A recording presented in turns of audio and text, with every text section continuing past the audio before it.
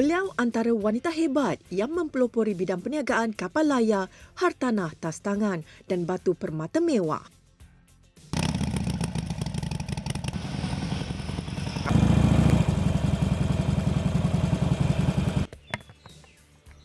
Hai, bersama saya Datuk Sri Rozita Ramlan di dalam Inspirasi Wanita Nona minggu ini. Datuk Sri Rozita Ramelan, 44 tahun, nama yang tidak asing lagi di dalam dunia konglomerat di Malaysia.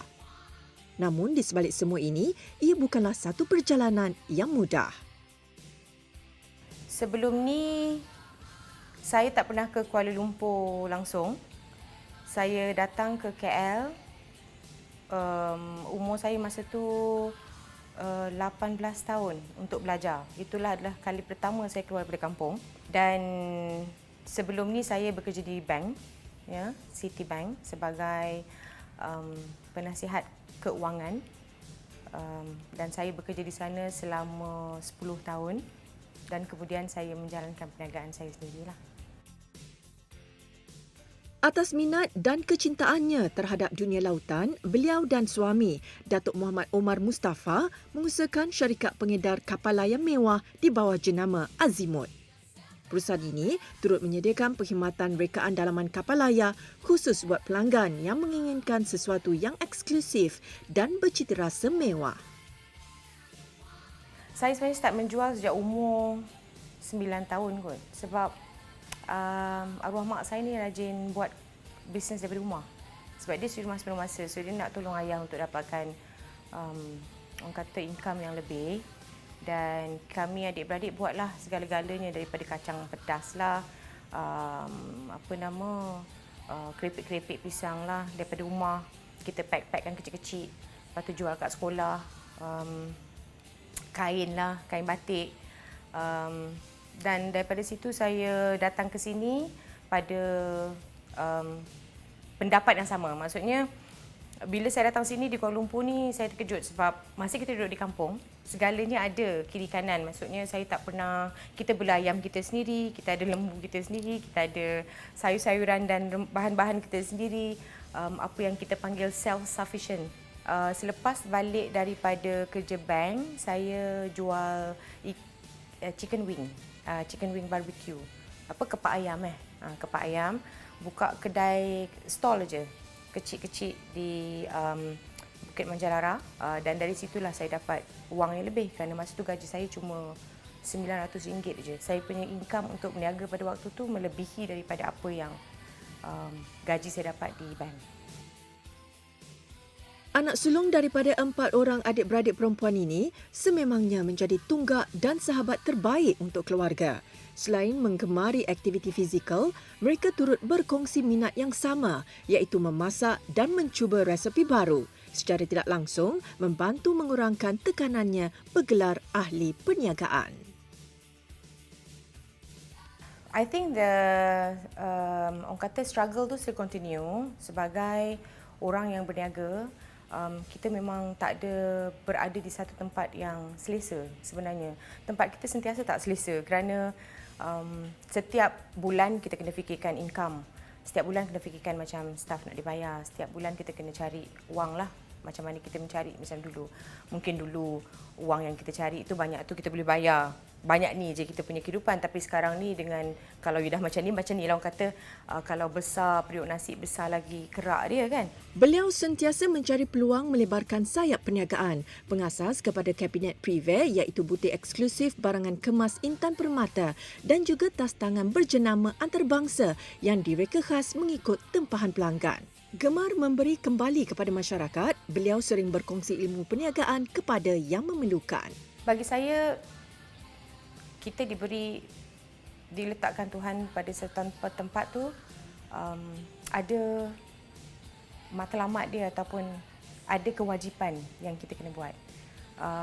Kalau you kaya, you kena ada kewajipan you. Kalau you macam bayar zakat contohnya, kalau you ada ilmu, you kena share. Sebab perkongsian ilmu tu adalah salah satu yang sangat berharga dan sangat mudah untuk kita buat. Kejayaan yang dikecapi tidak membuatkan beliau alpa di dalam melaksanakan tanggungjawabnya sebagai seorang anak, isteri dan juga ibu. Anak jati dari Senggarang Batu Pahat Johor ini begitu menghargai sokongan daripada ahli keluarga yang sentiasa bersamanya ketika susah mahupun senang. Masa untuk anak dan masa untuk suami juga, saya masukkan sekali seperti masa waktu saya bekerja juga. Jadinya bagi saya, kasih sayang tak perlu dilahirkan dengan harta benda. Kerana mungkin saya dilahirkan dengan penuh kasih sayang tanpa harta benda kan. Jadinya kita dah dibesarkan macam tu. Bukannya setiap tahun kita dapat baju raya ke ataupun kasut baru ke, tak ada. Tapi satu perkara yang arwah mak saya ajar dan saya ikut sampai sekarang adalah perkongsian kasih sayang melalui makanan.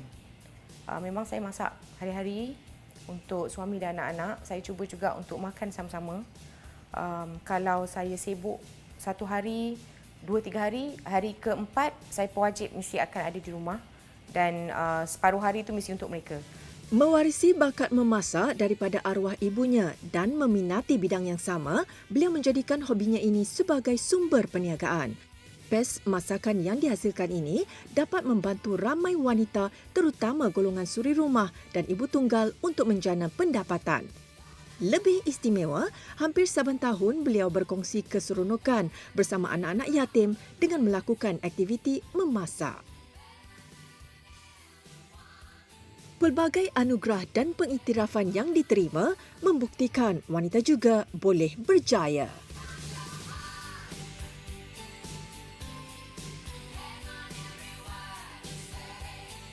Saya rasa wanita moden pada waktu ini kena faham bahawasanya kita memang perempuan yang memerlukan suami ataupun memerlukan seseorang untuk support hidup kehidupan kita. Akan tetapi dalam pada masa yang sama, sekiranya kita boleh support kehidupan kita sendiri, why not? Ya? Dan juga membantu suami dalam pada masa yang sama. Itu zakat.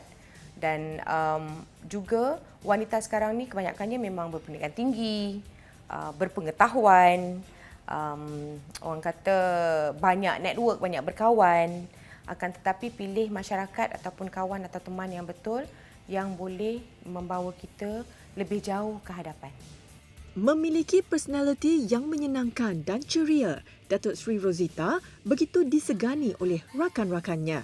Beliau pasti memberi sedikit ruang untuk bersantai bersama mereka dan mempelajari sesuatu yang baru. Baginya, kehidupan ini harus seimbang antara kerjaya dan kehidupan. Wanita yang hebat adalah wanita yang ikhlas. Ikhlas dalam segala apa pun yang dilakukan. Ikhlas masa dia bekerja. Ikhlas dan jujurlah ya, masa dia bekerja. Ikhlas bila dia di rumah. Ikhlas bila dia berkawan. Ya. So kalau wanita yang ikhlas ni, saya rasa dialah yang paling terbaik dalam dunia. Harapan saya, semoga semua wanita di luar sana pada tahun 2021 ni dapat membimbing keluarga kita kepada tempat yang lebih baik. Kita sendiri dapat pergi ke tempat yang lebih baik daripada mana kita di tahun 2020.